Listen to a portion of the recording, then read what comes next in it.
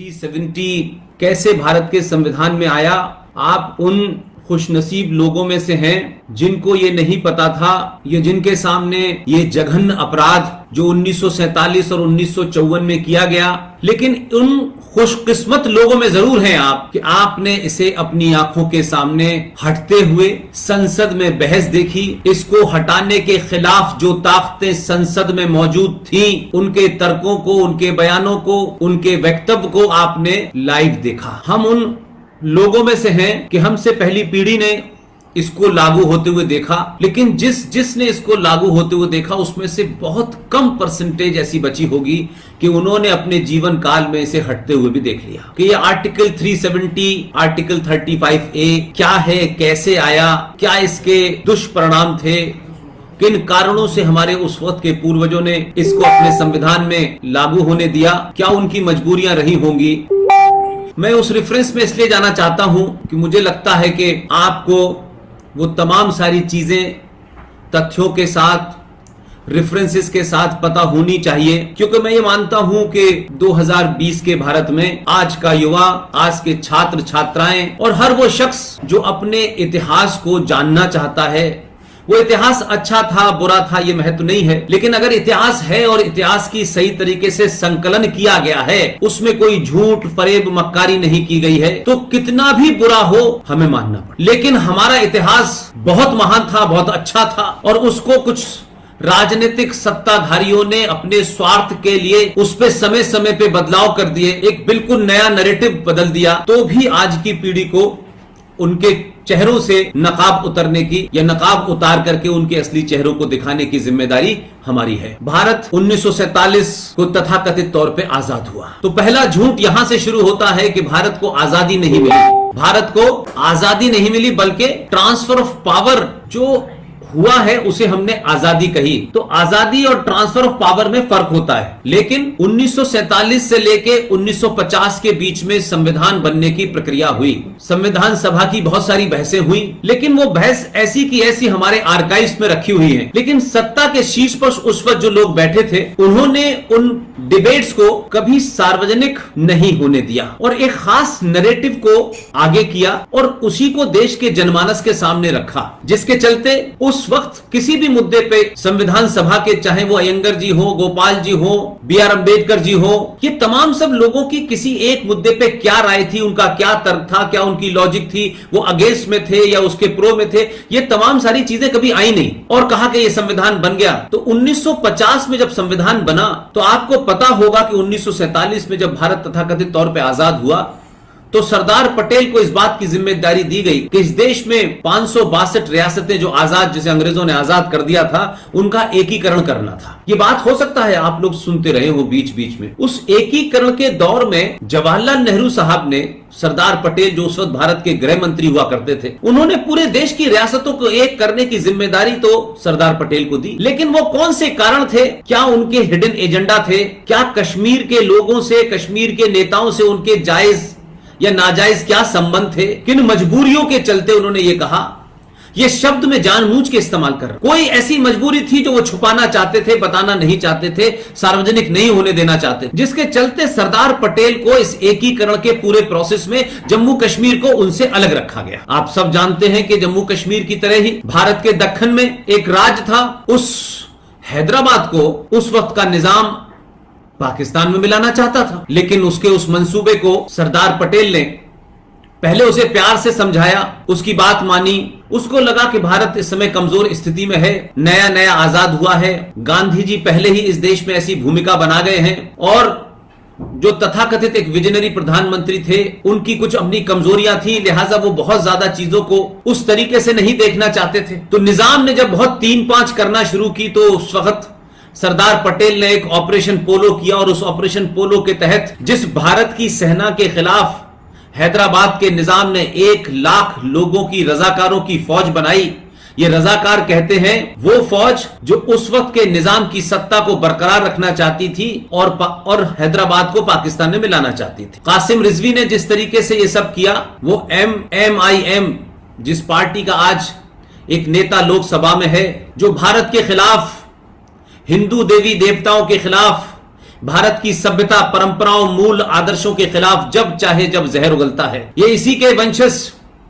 इसी के पूर्वज थे जो MIM जिन्होंने बनाई थी। लेकिन सरदार पटेल ने बहुत ज्यादा नहीं सुना और ऑपरेशन पोलो किया और उसके तहत में रजाकारों की तबीयत से पिटाई की और इस कासिम रिजवी को गिरफ्तार करके जेल में डाला और तमाम मंसूबों पर पानी फेर दिया और भारतीय फौज ने हैदराबाद को चारों तरफ से घेर लिया और भारत में उसका पूर्णतः विलय कर दिया। लेकिन जम्मू कश्मीर की स्थिति नहीं थी। तो जम्मू कश्मीर के नेता जो बहुत बौने थे, अगर आज की एक ऐसी भाषा जिसे मैं कम इस्तेमाल करता हूं, लेकिन कभी कभी सही मंजर और सही पिक्चर और सही चरित्र के लिए आपको वो आम भाषा में बात कहनी पड़ती है जिसे आम जनमानस समझ सके। ये बाजारू, ये सड़क छाप, मोहल्ले के गुंडे की मानसिकता के नेता, ये शेख अब्दुल्ला, ये बख्शी गुलाम मोहम्मद, ये तमाम सारे नेता जिस सड़क छाप तरीके से भारत की सत्ता को डरा रहे थे, क्या वजह थी कि भारत की सत्ता के शीर्ष पे बैठे हुए लोगों ने उस ब्लैकमेलिंग के सामने सब कुछ अपने आप को समर्पित कर दिया। तो संविधान बना और संविधान बनते वक्त जिस वक्त ये शेख अब्दुल्ला जैसा फ्रॉड, जिसको भारत की जेलों में 15-16 साल तक भारत की सेडिशन यानी गद्दारी के मुकदमे में इसको रखा, जेल में बंद किया, ये आया दिल्ली, इसने पंडित जवाहरलाल नेहरू से कहा कि हमें विशेष रियायतें चाहिए कश्मीर को, क्योंकि कश्मीर जो है उसने भारत में विलय के वक्त कुछ अपनी शर्तें रखी थी और उन शर्तों के साथ ही हमें वो सुविधाएं मिलनी चाहिए। वो कौन लोग थे जिन्होंने इन शर्तों को माना था और मान लिया था, तो वो कैसी शर्तें थी? तो आपकी पीढ़ी को ये शर्तें पता चलनी चाहिए कि हमने किन शर्तों के सामने हमने इन बौने सड़क छाप मवालियों के सामने घुटने टेक दिए। ये जम्मू कश्मीर में एक विशेष धारा चाहते थे, जिस धारा को ये देश 1950 से लेकर के 5 अगस्त 2019 तक धारा 370 के नाम से जानता था। यह धारा 370 जम्मू कश्मीर में भारत को, भारत की सेना को आने से रोकती थी। यानी भारतीय सत्ता के जितने भी इंस्ट्रूमेंट थे उसे लीगली, कॉन्स्टिट्यूशनली आने से रोकती थी। जैसे भारत का संविधान जम्मू कश्मीर में लागू नहीं होगा, भारत की संसद जम्मू कश्मीर में नियम नहीं बना सकती, कानून नहीं पास करती, न्यायपालिका का दखल नहीं होगा, चुनाव आयोग का दखल नहीं होगा, एंटी करप्शन लॉ का दखल नहीं होगा। और कमाल की बात देखिए कि 15 साल पहले, 20 साल पहले एक कानून पास हुआ, मिसयूज ऑफ रिलीजियस प्लेसेस, ये भी कानून वहां लागू नहीं था। तो ये धारा 370 ने भारत की धरती पर भारत के पैसे से पलने वाले एक राज्य को,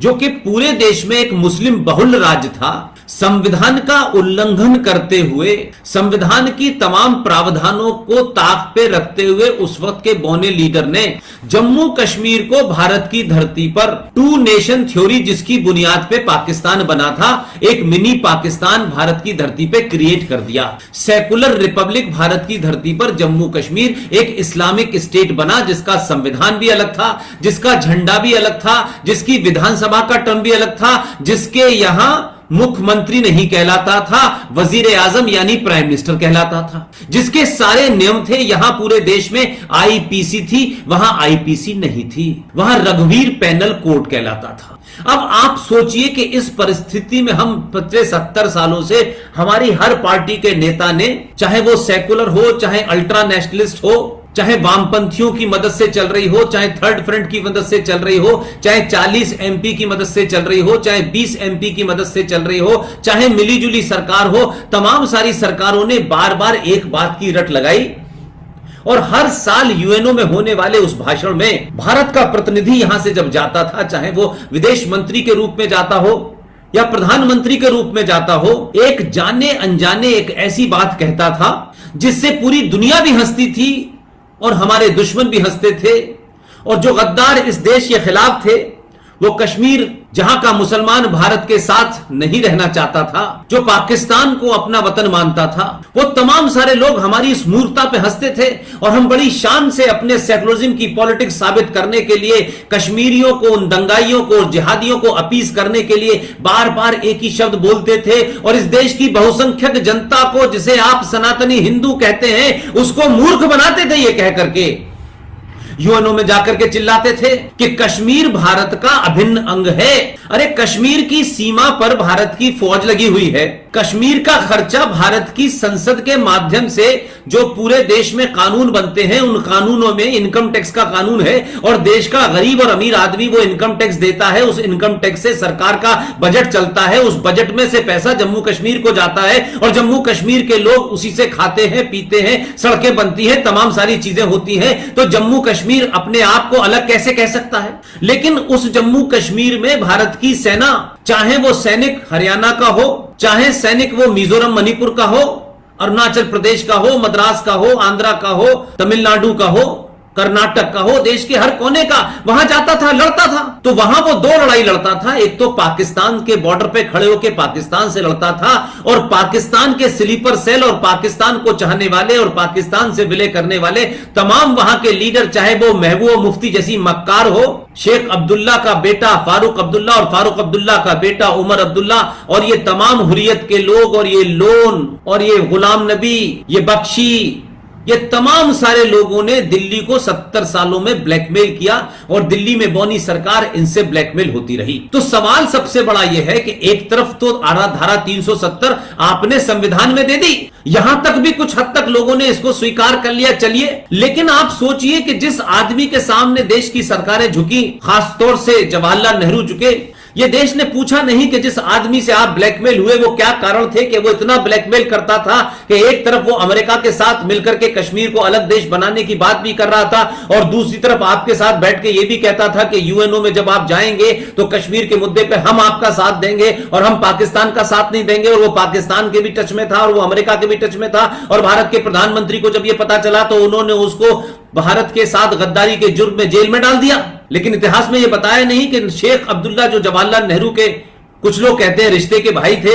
अब मैं उसमें नहीं जाना चाहता कि वो उनके भाई थे या क्या थे, लेकिन राजनीतिक तौर पे जिन कारणों से वो उनसे ब्लैकमेल हुए, क्या वजह थी कि शेख अब्दुल्ला को जेल में डाला, ये देश को क्यों नहीं बताया गया? ना उस वक्त वहां आरएसएस थी, ना बीजेपी था, ना नरेंद्र मोदी थे, ना अमित शाह था, ना कोई और दूसरी पार्टी थी, तो ये सब बताना चाहिए था, लेकिन ये बताया नहीं गया।